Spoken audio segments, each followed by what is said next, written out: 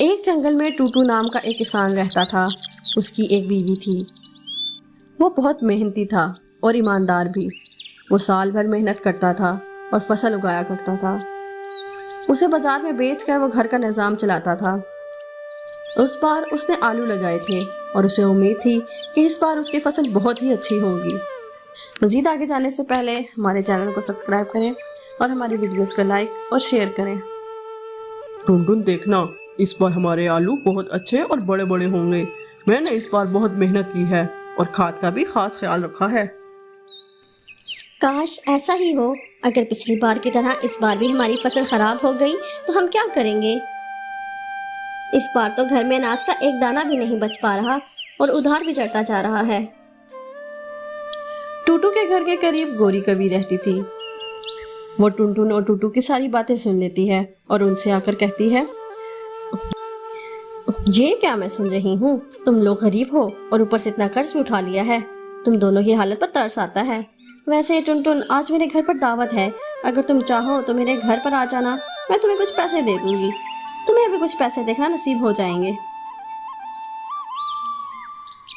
ٹنٹن کو گوری کبھی کی باتیں بالکل بھی اچھی نہیں لگتی۔ وہ ہمیشہ ایسے ہی اس کا مذاق اڑاتی تھی۔ تھوڑی دیر بعد ٹوٹو اپنے کھیت پر جاتا ہے اور وہ دیکھتا ہے کہ اس کے آلو کے پودے بہت ہی بڑے اور ہرے لگتے ہیں۔ وہ بہت خوش ہو جاتا ہے کہ اس بار اس کے آلو بہت اچھے ہوئے ہیں۔ وہ ایک پودا نکالتا ہے تو اس میں کچھ نہیں ہوتا۔ پھر دوسرا پودا نکالتا ہے، اس میں بھی آلو نہیں ہوتا۔ ٹوٹو پریشان ہو کر کہتا ہے، ایسا کیسے ہو سکتا ہے؟ میں نے تو سب کچھ اچھے سے کیا ہے۔ میں تو برباد ہو جاؤں گا۔ یہ سب کیا ہو گیا؟ اب میں کیا کروں؟ یہ سوچ کر ٹوٹو رونے لگتا ہے۔ جیسے ہی اس کے آنسو پودے پر پڑتے ہیں، سارے پودوں میں سونے کے آلو لگ جاتے ہیں۔ یہ سب دیکھ کر وہ بہت زیادہ حیران ہوتا ہے۔ ارے یہ کیا؟ ان میں تو سونے کے آلو لگ گئے ہیں۔ اب میری ساری مشکلیں دور ہو جائیں گی۔ میں سارا ادھار اتار دوں گا اور گھر کے لیے راشن بھی خرید لوں گا۔ خدا تیرا بہت شکر ہے۔ ٹوٹو سارے آلوؤں کو ریڑھی میں بھر کر گھر لے جاتا ہے۔ ان کو کچھ نہیں بتاتا۔ ایک آلو کو بیچ کر وہ اپنے گھر کا راشن خرید لیتا ہے اور اسی طرح سارا قرض بھی اتار دیتا ہے۔ ایک دن گوری کبھی ٹنٹن کے گھر آتی ہے۔ میں نے سنا ہے کہ تیرا شوہر اس بار بھی فصل بیچنے نہیں گیا۔ کیا ہوا؟ اس بار بھی فصل برباد ہو گئی کیا؟ اب تو تم لوگ سڑک پر آ جاؤ گے۔ ایسا کچھ نہیں ہے، ہماری فصل اچھی ہوئی ہے اور ہم سڑک پر بھی نہیں آنے والے۔ لگتا ہے ٹوٹو نے تمہیں کچھ بتایا نہیں۔ اس سے پوچھو ذرا، بازار میں فصل بیچنے کیوں نہیں گیا؟ ادھار کیسے اتارو گے؟ اب کیا کرو گے تم لوگ؟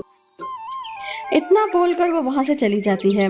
ٹنٹن اداس ہو جاتی ہے کہ ٹوٹو نے اسے کچھ نہیں بتایا۔ پھر وہ سوچتی ہے کہ ٹوٹو راشن کا سامان کہاں سے لایا تھا۔ پھر جب ٹوٹو گھر آتا ہے تو وہ اسے پوچھ ہی لیتی ہے، کبھی کہہ رہی تھی کہ آپ شہر میں آلو بیچنے نہیں گئے۔ آپ نے مجھے کچھ بتایا کیوں نہیں؟ بتائیے کہ ہماری آلو کی ساری فصل خراب ہو گئی تھی، تو پھر آپ پیسے کہاں سے لے کر آئے؟ ٹوٹو ساری بات ٹنٹن کو بتاتا ہے اور سونے کے آلو اس کو دکھاتا ہے۔ گوری کبھی ان کی ساری باتیں سن لیتی ہے۔ ارے یہ ان غریبوں کے پاس اتنا سارا سونا کہاں سے آ گیا؟ یہ اس سونے کا کیا کریں گے؟ یہ سارا سونا میرے پاس ہونا چاہیے۔ اگلے دن کبھی ٹنٹن کے گھر جاتی ہے۔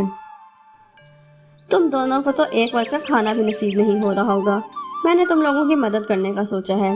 آج تم دونوں کی میرے گھر پر دعوت ہے، تم دعوت میں ضرور آنا۔ یہ سن کر ٹنٹن اور ٹوٹو حیران ہوتے ہیں، پھر وہ دن کو دعوت پر اس کے گھر جاتے ہیں۔ وہاں پر گوری ان کو طرح طرح کے کھانے دیتی ہے۔ وہ کھانا کھانے لگتے ہیں۔ گوری چھپ کر سے ان کے گھر میں جاتی ہے اور آلو میں سے ایک آلو نکال لیتی ہے۔ جیسے وہ آلو کو ہاتھ لگاتی ہے، آلو پتھر کا بن جاتا ہے اور اس کے پاؤں پر گر جاتا ہے۔ وہ چلانے لگتی ہے۔ اس کی آواز سن کر ٹوٹو اور ٹنٹن اپنے گھر کی طرف جاتے ہیں۔ وہ وہاں پڑوسن کو چوری کرتا دیکھتے ہیں اور ان کے آتے ہی وہ اڑ جاتی ہے۔ تبھی میں سوچوں کہ اس نے آج تک ہمیں کھانے پر نہیں بلایا، تو آج اس نے اتنے کھانے کیوں کھلا رہی ہے؟ یہ ہمیں ادھر الجھا کر رکھنا چاہتی تھی تاکہ وہ ہمارے آلو چوری کر سکے، لیکن یہ آلو پتھر کے کیسے بن گئے؟ گوری نے لالچ کیا، اس کو پیسے کی کوئی کمی نہیں ہے، لیکن پھر بھی وہ دوسروں کی چیزوں پر نظر رکھتی ہے، تبھی یہ آلو پتھر کے بن گئے۔ تم ٹھیک کہہ رہے ہو، اور مجھے لگتا ہے کہ جب تک یہ آلو گھر پر رہیں گے ہمارے لیے مصیبت رہے گی۔ हम अपनी ज़रूरत के मुताबिक कुछ आलू रख लेते हैं और बाकी वहीं ज़मीन में छुपा देते हैं। हाँ, शायद इसे किसी और की ज़रूरत पूरी हो जाए। फिर वो उन आलूओं को ज़मीन में दबा देते हैं और खुशी खुशी रहने लगते हैं।